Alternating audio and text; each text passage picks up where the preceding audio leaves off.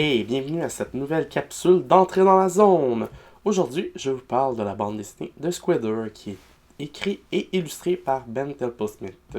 The Squidder a commencé par étant un projet Kickstarter en novembre 2013 et qui a été achevé d'imprimer en septembre 2014, mais qui est paru un petit peu avant chez IDW en numéro 5 durant l'été 2014.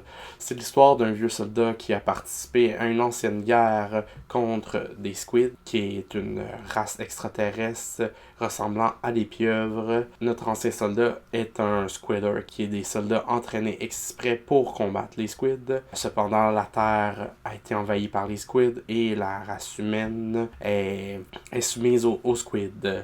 Et les humains vivent dans une époque post-apocalyptique ou néo-squid. Un jour, notre vieux soldat se fait engager par un dirigeant un petit peu malpropre, un petit peu crapuleux. Il veut qu'il ramène une femme, ou plutôt une prêtresse d'un temple squid. Notre héros va accepter, mais quand il va libérer la prêtresse, il va se rendre compte qu'elle est bien plus qu'une simple fille et qu'ensemble, ils vont pouvoir changer le monde.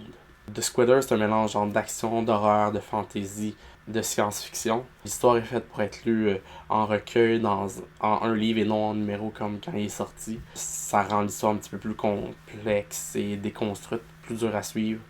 L'édition Kickstarter est vraiment plus complète puisqu'elle comprend tout le prélude où ce qu'on voit la guerre du passé, où ce que la Légion des Squidders combattent les squids. Et la version Kickstarter, on pourrait dire, c'est une espèce de director's cut de l'histoire.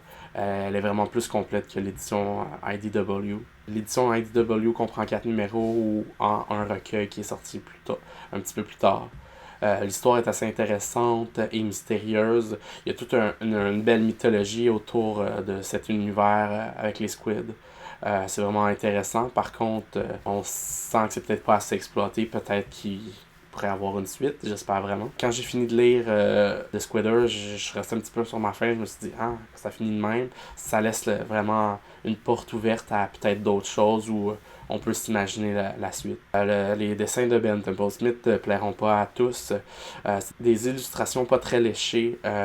Les traits sont assez rudes. C'est assez des dessins très sketchy, très faits à la main. Et on sent tous les coups de crayon, de pinceau dans ces illustrations. Mais c'est la signature de Ben Temple-Smith. Dans tous les projets qu'il fait, c'est toujours le même style qu'il réutilise dans tous ses œuvres.